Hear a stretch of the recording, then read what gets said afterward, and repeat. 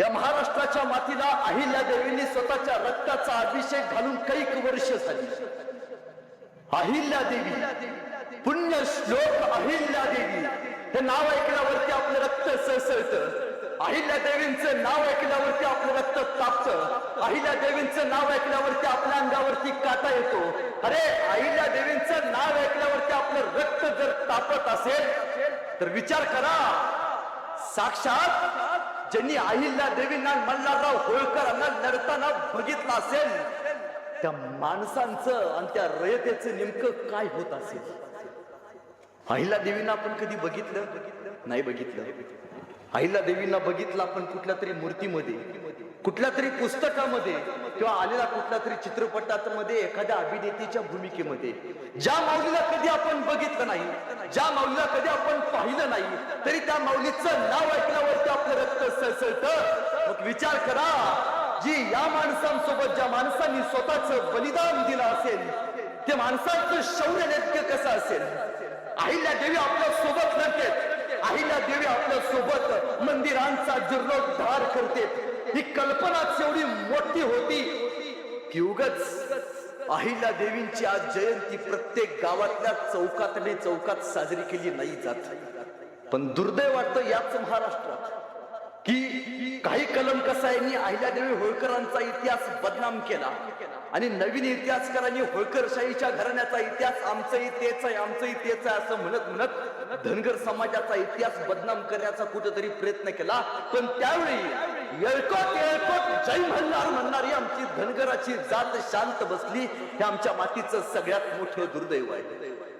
आम्हाला काय कळालं? इतिहास म्हणलं की छत्रपती शिवाजी महाराज, इतिहास म्हणलं की छत्रपती संभाजी महाराज, इतिहास म्हणलं की राजाराम महाराज, इतिहास म्हणलं की शाहू महाराज, इतिहास म्हणलं की छत्रपती संभाजी महाराज. झालं. याच्या पलीकडे महाराष्ट्राला इतिहास नव्हता का? याच्या पलीकडे या महाराष्ट्राच्या मातीमध्ये मराठ्यांची घोडी पळालीच नव्हती का? मराठा साम्राज्य कोणाच्या जीवावरती उभा राहिला असेल तर ते होळकर घराण्याच्या जीवावरती उभा राहिलं. ही सगळ्यात मोठी वस्तुस्थिती आहे. जो दिल्लीला तत्कालीन काळात राज्य करून दिल्लीवरती मराठा साम्राज्याची ध्वजाची पताका फडकवण्याचं काम त्यावेळी महाजी शिंदेच्या सोबत जर कोणी केलं असेल तर ते मल्हारराव होळकरांनी केलंय. या मातीचं सगळ्यात मोठी इतिहासाची गणना आहे. पण त्याच मल्हारराव होळकरांच्या सुनबाई अहिल्यादेवी होळकर यांची जयंती का साजरी केली जाते? याच्या पाठीमागे फार मोठी गोष्ट आहे. कारण अहिल्यादेवींनी स्वतःचं आयुष्य मातीसाठी समर्पण केले.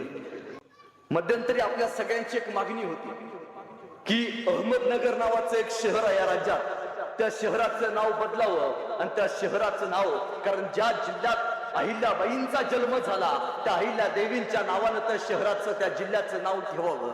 नाव बदललं, अहमदनगरचं अहिल्यानगर करण्यात आलं.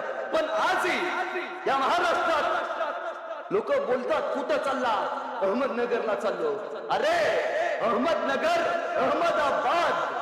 खरं तर हे बादशांची माणसं ज्यांनी या महाराष्ट्रावरती अत्याचार केला. पण तुमची माझे रक्त थंड पसला, आपण आपल्या आईचं नाव सुद्धा कधी घेत नाही. अरे बंद करा उत्पात.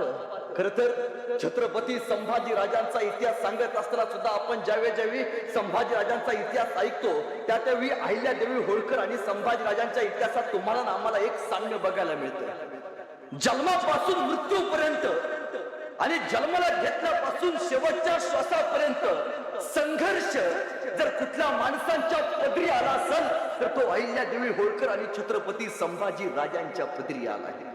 याचं सगळ्यात मोठं कारण प्रत्येक संकटाच्या वेळी त्यातल्या घरातली माणसं त्यांच्या विरोधात गेली आणि या महाराष्ट्राला खऱ्या अर्थानं दुर्दशा लागली. मी कायम सांगतो, खर तर अहिल्यादेवींची जयंती का साजरी करावी? कारण येणाऱ्या पिढ्यांनी सांगितलं पाहिजे, होय या महाराष्ट्रासाठी एका माय माऊलींनी स्वतःला या मातीसाठी समर्पित करून घेतलंय. त्यावेळी आमच्या कपाळावरचा हा पिवळा टिळा, हा पिवळा भंडारा अभिमानानं फरफडतोय. याचं कारण फक्त अहिल्यादेवी होळकरांचं बलिदान आहे. खर तर वाफगाव नावाचं या महाराष्ट्रामध्ये एक गाव होतं. त्या वाफगाव मध्ये खंडोजी आणि जिवाई नावाचं एक दाम्पत्य राहत होतं. खंडोजी आणि जिवाई व्यवसायानं मेंढपाळ करणारे, मेंढी फिरवायचे, त्यातलं उत्पादन व्हायचं. खरं तर खंडोजी तत्कालीन काळात चौगुला होते. चौगुला म्हणजे गावाचे ग्रामाधिकारी. पण भयानक दुष्काळ पडला आणि या दाम्पत्याला गाव सोडावं लागलं आणि वापगाव सोडून खंडोजी सातारला कधी गेला तर फलटणच्या जवळ होळ नावाचं गाव आहे. या होळ नावाच्या गावात खंडोजी आणि जिवाई जाऊन राहू लागल्या. तिथं त्यांनी स्वतःचा प्रपंच मांडला आणि बघता बघता खंडोजी अखंड गावात तत्कालीन काळात तलवारबाजीमध्ये प्रसिद्ध आणि निपुण झाले. होळ गावात राहिले आणि पुढे त्या होळ गावात राहिल्यामुळे त्यांचं नाव खंडोजी होळकर असं पडण्यात आलं. या खंडोजी आणि जिवाई यांना एक दाम्पत्य झालं. खर तर त्यांचं नाव मल्हारराव होळकर. मल्हार वयाने लहान होते. तत्कालीन काळात मल्हाररावांना फार शिक्षणातलं रस कोणी दिली नव्हती. पण दुर्दैव मल्हाररावांचं वय वर्ष 3 असताना मल्हाररावांच्या वडिलांचं निधन झालं. नियतीने गलती केली. मल्हाररावांच्या डोक्यावरनं पितृत्वाचं छत्र हरपलं. घरी प्रचंड संपत्ती धनदौलत असताना सुद्धा मल्हाररावांच्या तत्कालीन भावांनी मल्हाररावांना मारून टाकायचं आणि सगळी संपत्ती आपल्या नावावरती करायची याचा डाव टाकला. खरं तर तो डाव मल्हाररावांना मारण्याचा त्यांच्या आईच्या लक्षात आला. प्रश्न पडला, अरे घरामध्ये दावणीला जनावरं बांधलेत, पैसा अडका बंगला सगळं असताना सुद्धा भाऊ बंदकी आज माझ्या लेकाला मारायचा प्रयत्न करते. पोराचं वय होतं 4 ते 5 वर्ष. त्या माऊलीनं मल्हाररावांना कडेवरती घेतलं आणि मल्हाररावांना घेऊन ती थेट तत्कालीन काळात आपल्या भावाच्या गावी गेली. भावाच्या गावी गेल्यावरती त्यांचा भाऊ भुईराज या भावाला जाऊन भेटली आणि मल्हाररावांची आई भुईराजांना म्हणते, भुईराज माझ्या पोराला सांभाळणार का? भुईराज माझ्या पोराला मारून टाकायचा डाव आहे. माझ्या लेकाला तू पदरात घ्यायला लागते बर का. आणि या भुईराजांनी मल्हाररावांना स्वतःच्या पदरात घेतलं. लहान मल्हारराव भुईराजांच्या तत्कालीन काळात मेंढ्या चारायचं काम करायचे. अखंड मेंढपाळ करत असताना, मेंढ्या चारत असताना समशेर कशी फिरवायची, एखादा शत्रू येताना दिसला तर यवनाच्या अंगावरती कसं जायचं, हे मल्हाररावांनी अपुजूक स्वतःच्या अंगात तयार केलेले गुण होते. एके दिवशी मल्हाररावांची समशेर फिरवताना या भुईराजांनी बघितलं आणि त्यांना वाटलं हे पोरग काही एवढंच, हे 100तलं एक पोरग नाहीये, हे 1000तलं एक पोरग आहे. हे पाणी काय वेगळंच आहे. जशी आमची गावातली पोरं फिरतात तसं हे पोरग नाहीये. याच्या पाठीमागे काहीतरी चांगला गुण आहे. आणि भुईराजांनी मल्हाररावांना तत्कालीन काळात युद्ध कलेचं प्रशिक्षण द्यायला चालू केलं. खर तर भुईराजांच्या प्रशिक्षणाखाली मल्हाररावांचं प्रशिक्षण चालू झालं. मल्हाररावांची समशेर तळपू लागली. तत्कालीन काळात पेशव्यांच्या लढाईमध्ये मल्हाररावांनी सहभाग घेतला आणि थोरले बाजीराव पेशवे यांनी एक तत्कालीन काळात मोहीम काढली. त्या मोहिमेत मल्हारराव होळकरांना साबित केलं मराठा साम्राज्य आता दिल्लीकडे जायला निघालं. दिल्ली काबीज करायची. बघता बघता मल्हारराव होळकर या मराठा साम्राज्याचे नेतृत्व करायला लागले. दिल्लीत गेले. दिल्लीवरती भगवा फडकवला आणि त्या फडकवणाऱ्या भगव्यामध्ये सगळ्यात जास्त लढाईमध्ये वाटा जर कोणी केला असेल तर तो मल्हारराव होळकरांनी केलाय. हा मल्हारराव होळकरांचा इतिहास आहे. पेशवे खुश झाले आणि पेशव्यांनी मल्हारराव होळकरांना सुभेदार पदवी झाली आणि तेव्हापासून मल्हारराव होळकर हे सुभेदार मल्हारराव होळकर म्हणून अखंड महाराष्ट्रभर प्रसिद्ध, अखंड देशभर प्रसिद्ध झाले. माळवा, इंदोर आणि माहेश्वरी हे 3 भाग मल्हारराव होळकरांना दिले. मल्हारराव होळकर म्हणजे इंदोरचे राजे, सरदार राजे. एके दिवशी मल्हारराव होळकर पुण्याकडे जायला निघाले आणि जाता जाता मल्हाररावांचा पहिला मुक्काम पुण्याकडे जाताना पुण्याच्या अगोदर अहिल्यानगर आणि अहिल्यानगर म्हणजे तत्कालीन काळातलं अहमदनगर. अहमदनगर मध्ये चौंडी नावाचं गाव आहे. या चौंडी नावाच्या गावामध्ये त्यांचा मुक्काम पडला. सायंकाळी 7 वाजता मल्हाररावांची घोडी थांबली.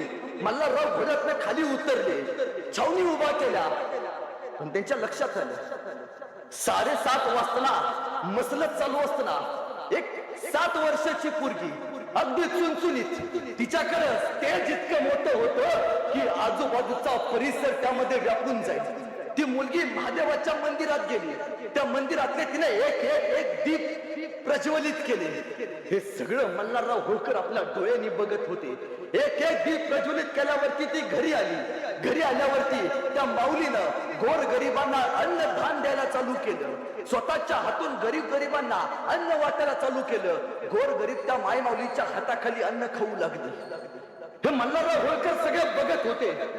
खर तर तिच्या मधला सगळ्यात मोठा परोपकाराचा गुण मल्हारराव होळकरांनी उचलला होता. आणि मल्हाररावांनी विचारलं, ही मुलगी कोणाची? आणि सांगितलं, राजे, ही मुलगी चौंडीचे पाटील मानकोजी शिंदे यांची. असं मग उद्या सकाळी आपण मानकोजी शिंदे यांची भेट घ्यायची. गेले. उद्या सकाळी मानकोजी शिंदे यांना जाऊन भेटले आणि सांगितलं, शिंदे साहेब, तुमची ही मुलगी, तिचं ते तेज बघितलं आणि मला वाटतंय की प्रत्येकाच्या घरात अशी एखादी तरी कन्या असावी. हिचं नाव काय? आणि मानकोजींनी सांगितलं, या माझ्या लेकीचं नाव अहिल्या. आणि ताई मल्हारराव होळकरांनी सांगितलं, मानकोजी, तुमची ही अहिल्या आम्हा होळकरांची सून म्हणून द्याल का? माझ्या खंडेरावांना द्याल का? आणि मानकोजींनी म्हणाले, अरे का नाही देणार?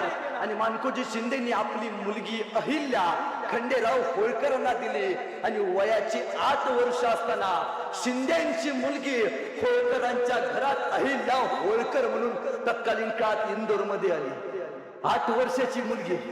लग्न म्हणजे काही माहिती नव्हतं, पण आई वडिलांचे संस्कार इतके मोठे होते की तत्कालीन काळात चूल आणि मूल ही परंपरा असताना सुद्धा ही परंपरा तोडून अहिल्यादेवी होळकरांना शिक्षण देऊन अहिल्यादेवी होळकरांना नाना कला नाना विद्या निपुण करण्याचं काम त्यांच्या आई वडिलांनी केलं. एका चौंडीच्या राहणाऱ्या लहान वयाच्या एक कन्या ज्यावेळी 8 वर्षाच्या असताना दरबारात होळकरांच्या गेला आणि होळकरांचा तो लवाजवाब बघितला, कुठेतरी थांबल्या, घाईवरला. त्यावेळी मल्हारराव होळकर सासरे म्हणून पुढे गेले आणि मल्हारराव होळकरांनी सांगितलं, अहिल्या, हे राज्य तुला आता बघायचं, त्या राज्याचा कारभार तुला आता करायचा आहे. अहिल्या, हे राज्य खंडेराव आणि तू आता बघायचं आहे. 8 वर्षाची मुलगी राज्य सांभाळायची लगबग असताना मल्हारराव होळकरांनी फक्त आपल्या सुनेला चूल आणि मूल इथपर्यंत न ठेवता तत्कालीन काळात सगळ्यात मोठी क्रांती केली. अहिल्यादेवी होळकरांना तत्कालीन काळात तलवारबाजीचं प्रशिक्षण दिलं, घोडेस्वारीचं प्रशिक्षण दिलं. आणि बघता बघता अहिल्यादेवी होळकर अशा घोडे चालवू लागला की तत्कालीन काळात घोड्याला सगळ्यात जास्त वेगवानपणे पळवणारा आणि पळता घोड्याला डोळ्याची पावती लवटलेले होते तोपर्यंत बाण काढून समोरच्या शत्रूचा वेध घेणारी जगात फक्त एकच माऊली झाली, नाव अहिल्यादेवी होळकर. दुसरं नाव बघायला मिळत नाही. बघता बघता अहिल्यादेवींचं वय वाढू लागलं. सासरे मल्हारराव होळकर, पती खंडेराव होळकर लढाईला जायचे आणि पाठीमागे अखंड इंदोर साम्राज्य सांभाळायचं काम मल्हारराव होळकरांच्या या सुनबाई अहिल्यादेवी होळकर करायच्या. एके दिवशी पेशव्यांनी विचारलं, का मल्हारराव, अहो तुम्ही लढाई करायला येता, आमच्या सोबत सैन्यासोबत येता, तुमच्या पुत्र खंडेराव आमच्या सोबत असतात, पाठीमाग तुमचं राज्य राखायला कोण असतं? त्यावेळी मल्हारराव होळकरांनी उत्तर दिलं, पेशवे, तुमच्या बायका फक्त घर सांभाळतात, माझी सुनबाई अख्खं राज्य सांभाळते, तिच्या जीवावरती आम्ही आज अखंड लढाया करत फिरतो. हे एका सासऱ्याने एका सुनेचं केलेलं कौतुक होतं, एका राजानं एका पराक्रमी स्त्रीचं केलेलं कौतुक होतं. मल्हाररावांच्या होळकरांच्या तलवारींच्या पाट्यावरती अहिल्यादेवी होळकरांचं तलवारीचं पात्र तयार व्हायला लागलं.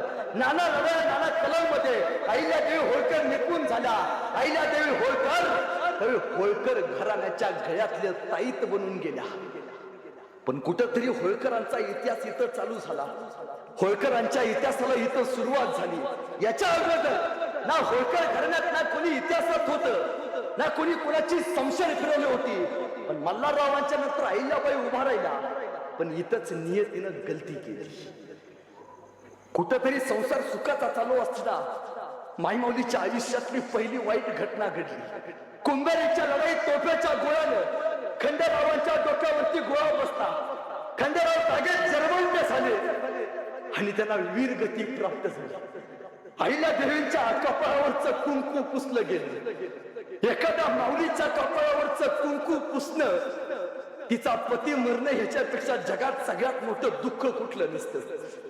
तर एका समाज त्या माई माऊलीकडे वाकड्या नजरेनं बघायचं धाडस ठेवत असतो, कारण संकटाशी लढण्याची कमतरता या समाजानं तिच्या मनातनं कमी केली असते. ढाय माकून रडायला लागला.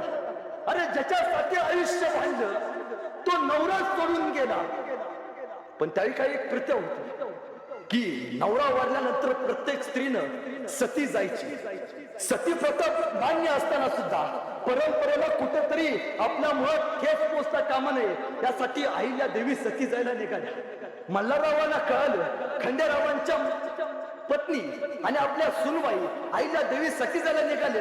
मल्हारराव पळत गेले आणि अहिल्या देवींना सांगितलं, अहिल्या हे बघ, सती गेल्यावरती तुला स्वर्ग मिळेल का नाही मला माहिती नाही, पण अहिल्या तू जर सती नाही गेलीस तर हजारो रयतेच्या चेहऱ्यावरती आनंदाचे तू अश्रू आणशील आणि तुझ्या पराक्रमानं इतिहास नोंद घेतल्याशिवाय राहणार नाही. ही रयत तुझ्याकडे डोळे वाचवून बसलेत.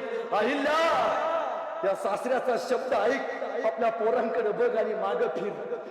अहिल्यानी आपल्या सासऱ्यांचा शब्द पाळला. रहितेच्या डोळ्यातला अश्रू पुसायचं आणि रहितेच्या चेहऱ्यावरती आनंदाचे अश्रू, आनंदाच्या समाधानाचे अश्रू आणायचे. ही त्या काळात अहिल्या देवीने शपथ घेतली आणि सती प्रथेच्या विरोधात पहिल्यांदा जर कुठल्या माय माऊलींनी अंध भक्त अंधशक्ती दूर करायचं काम जर कोणी केलं असेल तर या मातीमध्ये अहिल्या देवी होळकरांनी केले. ही सगळ्यात मोठी पुण्यश्लोक अहिल्या मातांची इतिहासाची गोष्ट आहे. पती गेला पण मल्हारराव होळकरांनी आपल्या सुनाच्या पाठीमागे हात ठेवला आणि सांगितलं, अहिल्या लढ. हा मल्हारराव तुझ्या पाठीमागे उभा आहे.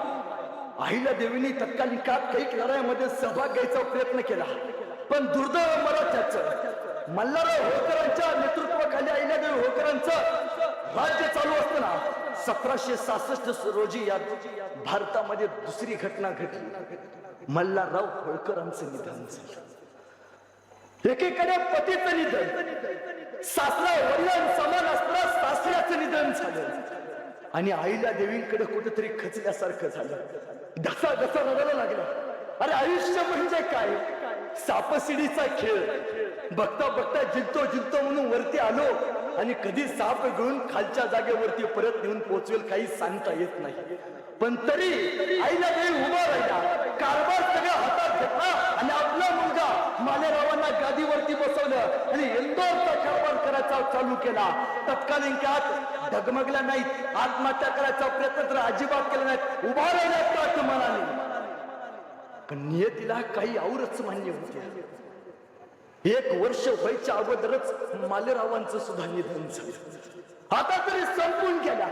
अरे किती संकट एखाद्या माईवडीनं सोसावं तर किती सोसावं. पित्या समान असताना सासऱ्याचं निधन झालं, नवरा निघून गेलाय, मुलगा 1 वर्ष राज्य कारभार करायच्या अगोदर निघून गेला. करावं काय? त्यावेळी आईला देवी रडत बसलं नाही. आई, आपलं जगणं स्वतःसाठी नाही, आपलं जगणं रयतेसाठी असलं पाहिजे, रयतेच्या सुखासाठी असलं पाहिजे आणि आपल्या जगण्यातनं रयतेच्या घराच्या चुली पेटल्या पाहिजेत हा विचार करणारी माऊली जगात एकच झाली, पुण्यश्लोक अहिल्या देवी होळकर. खरं इंदोर तत्कालीन काळात पुढारलेलं शहर, होळकरांच्या पराक्रमाने गाजलेलं शहर. अहिल्या देवीने इंदोर मध्ये बराच पराक्रम केला, इंदोर सुशोभीकरण केलं. इंदोर मध्ये तत्कालीन काळात उद्योग अहिल्यादेवी होळकरांनी आणले. पण ही बातमी पेशव्यांना कळाली आणि अहिल्यादेवी होळकरांचे तत्कालीन काळातले दिवाण गंगोजी, गंगोबा तात्या ज्यांना म्हटलं जायचं, त्या गंगोबा तात्यांनी पुण्याला पेशव्यांना एक पत्र पाठवलं आणि गंगोबा तात्या पेशव्यांना म्हणतात की अहिल्या इंदोरची एकटा कारभार करते, तिचा नवरा मेलाय, सासरा मल्हारराव होळकरांचं निधन झालंय, पुत्र मालेराव होळकरांचं निधन झालंय. तुम्ही एक काम करा, तुम्ही काही सैन्य घ्या. एक बाई कुठे कारभार करत असते का? एका बाईला कुठे कारभार राज्याचा जमणार आहे का? तुम्ही सैन्य घ्या आणि इंदोरवरती आक्रमण करा. तुम्ही जसं इंदोरवरती आक्रमण कराल धनगरांचे होळकरी साम्राज्य आपण संपवून टाकू आणि आपलं साम्राज्य तिथं उभा करू. ही बातमी अहिल्यादेवी होळकरांना समजली आणि अहिल्यादेवींनी परत पेशव्यांना पत्र पाठवलं. मी सक्षम आहे होळकरांचं साम्राज्य सांभाळायला.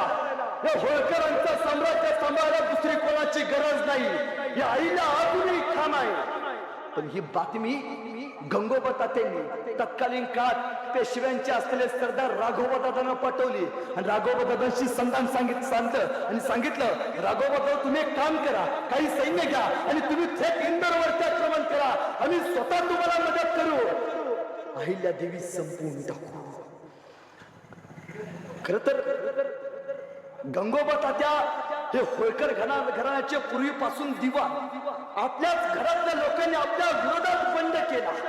अहिल्यादेवींच्या कर्तृत्वावर त्यांनी शंका घेतली आणि राघोबा दादा काही सैन्य घेऊन इंदोरकडे निघाले. आता काय होणार? अहिल्यादेवींचं हे इंदोर संपून जाणार. राघोबा दादांच्या डोळ्यात अहिल्यादेवींच्या समशेरीनं पाणी येणार. अखंड रयत अहिल्यादेवींच्या पाठीमागे उभा होती आणि त्यावेळी अहिल्यादेवीने एक डाव टाकला. अहिल्यादेवींनी मल्हारराव होळकरांचे दत्तक पुत्र तुकोजी होळकर यांना बोलवलं आणि आपल्या सेनेचं प्रमुख तुकोजी होळकरांना केलं आणि तत्कालीन काळात 20,000 महिलांची फौज जगात उभा करणारी माई माऊली म्हणून इतिहासानं फक्त एकाच माई माऊलीचं नाव घेतलं, पुण्यश्लोक अहिल्यादेवी होळकर. अहिल्यादेवींची फौज तयार झाली आणि अहिल्यादेवींनी पत्र पाठवलं राघोबा दादांना. राघोबा दादा बाई समजून कमी समजत असाल तर तो तुमचा सगळ्यात मोठा गैरसमज आहे. राघोबा दादा ही मल्हारराव होळकरांची सून आहे. जिंकलो तरी येळकोटच आणि नाही जिंकलो तरी येळकोटच. तुम्ही सैन्य घेऊन आमच्यावरती आक्रमण करताय. राघोबा दादा याद राखा, मी माझ्या महिलांची फौज तयार करून ठेवले. हत्तीच्या पायाला बांधील, अख्ख्या इंद्रामध्ये तुमची दौड करीन. बायकांच्या नादाला लागायचं नाही. जे हातात बांगड्या घालून तलवार फिरू शकतात तेच हातामध्ये समशेर घेऊन राज्य सुद्धा सांभाळू शकतात. या अहिल्यादेवी होळकरांनी जगाला दाखवून दिलं. पण राघोबा ऐकायला तयार नव्हते. अहिल्यादेवीने दुसरं पत्र पाठवलं आणि अहिल्यादेवी पत्रात म्हणतात, राघोबा दादा जरूर या, इंदोरवरती आक्रमण करून जरूर या. पण एक लक्षात ठेवा, तुम्ही इंदोरवरती आक्रमण कराल, आमची महिलांची फौज, त्या महिलांच्या फौजेचं स्वतः मी पुढे समोर जाऊन नेतृत्व करेन. स्वतः अहिल्यादेवी नेतृत्वाला उभारल्याबरोबर इथली माई माऊली हातातल्या बांगड्या मागे सारून समशेर हातात घेऊन उभा राहील. याद राखा, उद्या आमचं काही होईल मला माहिती नाही. उद्या जर आमचा पराभव झाला तर इतिहास म्हणेल एका बाईचा कुठेतरी पराभव लढताना झाला. पण राघोबा दादा जर उद्या तुमचा पराभव झाला तर इतिहास म्हणेल राघोबा दादाने एका बाईच्या हातून पराभव करून घेतला. राघोबा दादा जरी तुमचा उद्या विजय झाला तरी तुमच्या विजयाचे पोवाडे सुद्धा कोणी घालणार नाहीत. आम्ही लढायला तयार आहोत, बिनगोर्या. आणि शेवटचं वाक्य आहे, राघोबा दादा आम्ही चुकून मुंगीच्याही वाट्याला जात नाही. राघोबा दादा आम्ही चुकून मुंगीच्याही वाट्याला जात नाही. पण आमच्या वाट्याला कोणी गेलं तर आम्ही त्याच्या वाट्यावर जाऊन त्याची वाट लावल्याशिवाय आम्ही आमच्या वाट्यावर परकत नाही. हा अहिल्यादेवी होळकरांचा इतिहास आहे, याद राखा. आणि राघोबा दादांनी पत्र वाचलं आणि राघोबा दादांनी पत्र पाठवलं अहिल्यादेवींना आणि पत्रात पहिलंच वाक्य टाकलं, नाही नाही नाही नाही नाही, अहो तुम्ही एवढा पराक्रमी, आम्ही कुठं तुमच्या बरोबरीचे, तुमच्यावरती आक्रमण करावं, हातात बांगड्या मारून तुम्ही आम्हाला कुठेतरी फिरवाल, नाही नाही नाही, आम्हाला तुमची भीती वाटते. अहो अहिल्यादेवी तुमच्यावरती आक्रमण करायला नाही बर का, तुमचं सांत्वन करायला आलो होतो. का? तुमचे पती वारले, तुमचा सासरा वारलाय, तुमचा मुलगा वारलाय, कुठेतरी एका माई माऊलीचं सांत्वन केलं पाहिजे. आणि अहिल्यादेवींनी परत पत्र पाठवलं राघोबा दादांना, राघोबा दादा सांत्वन करायचं असेल तर बिनधास्त या, तुमच्या स्वागताला ही अहिल्यादेवी होळकर पहिल्यांदा ताट घेऊन उभा असेल. राघोबा दादांचं स्वागत अहिल्यादेवी होळकरांनी आपल्या साम्राज्यामध्ये मोठ्या दिमाखात केलं. हे स्वागत बघून गंगोबा तात्यांना सुचायचं बंद झालं. गंगोबा तात्यांना वाटलं या अहिल्यादेवी आता आपल्याला मरण देईल, गंगोबाला त्या अहिल्या देवीपाशी गेल्या. खरं तर ही सगळी खेळीच गंगोबाला त्यांनी केली होती.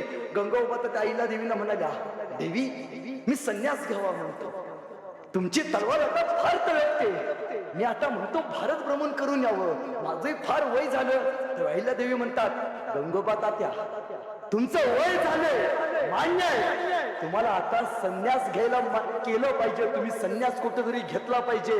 बरोबर आहे गंगोबा तात्या, संन्यास तुम्ही घेणार नाही, तुम्हाला संन्यास हा अहिल्या देवी होळकर दिल्याशिवाय सोडणार नाही. गंगोबा तात्यानं पकडलं, तुरुंगात डांबलं आणि सांगितलं, होळकर घराण्याच्या वाट्याला जो कोणी जाईल त्याला असा तुरुंगात कायमचा सडवून मारला जाईल. या अहिल्या देवी होळकरांची शिकवण होती. मुंगीच्या सुद्धा वाट्याला जायचं नाही, मुंगीच्या. पण याला कदाचित आमच्या वाट्यावर कोणी आलं तर त्याची कबर याच मातीत खोदल्याशिवाय व्हायचं नाही. बघता बघता अहिल्या देवी होळकरांचं साम्राज्य प्रचंड मोठं उभारायला लागलं. अनेक दुःख आहे, अनेक संकट आहे. अरे ज्याच्या जीवावरती जगावं तो नवरा गेला, पित्या समान असणाऱ्या सासऱ्याचं निधन झाले, मुलगा गेलाय, काय केलं असतं एखाद्या स्त्रीनं? तुमच्या गावची एखादी असते म्हणले असते सगळं गेले आता राहू दे. नाही, संघर्ष या शब्दाला समानार्थी शब्द जर कुठला असेल तर तो पुण्यश्लोक अहिल्या देवी होळकर. उभ्या आयुष्यात अहिल्या देवी होळकरांनी 2 शिकवणी आपल्याला दिल्या. त्या 2 शिकवणी आपण पाहिल्या पाहिजे. पहिली शिकवण, जगाच्या पाठीवरती एकमेव माऊली, जगाच्या पाठीवरती पहिल्या अशी माऊली जिनं परस्त्रीचा आदर करायला शिकवला. चारित्र्य संपन्न कसं असावं माझ्या समाजाने हे कुणी शिकवलं तर ते अहिल्या देवी होळकरांनी शिकवलं. पण त्यावेळी एक माझ्या मागे घोषणा द्या बरं, अभिमानानं देतो. पण ही घोषणा देताना अहिल्या देवी होळकरांची किती तत्व आपण बाळगतो ही सगळ्यात मोठी वस्तुस्थिती आहे. बाईच्या पंधराला हात लागला पाहिजे ही शिकवण अहिल्या माईची. ताईंनो, मी तुमच्या भावासारखा आहे, त्या भावाचं एक वाक्य घेऊन जावा. ताईंनो, जर तुम्हाला कोणी योग्य मार्ग विचारला, जर तुम्हाला कोणी योग्य मार्ग विचारला तर त्याला तुम्ही योग्य वाट दाखवा. जर तुम्हाला कोणी योग्य मार्ग विचारला तर त्याला तुम्ही योग्य वाट दाखवा. पण याला कदाचित जर मार्ग तुमचा कोणी अडवला तर त्याला धनगरांची जात दाखवा, त्याला धनगरांची जात दाखवा.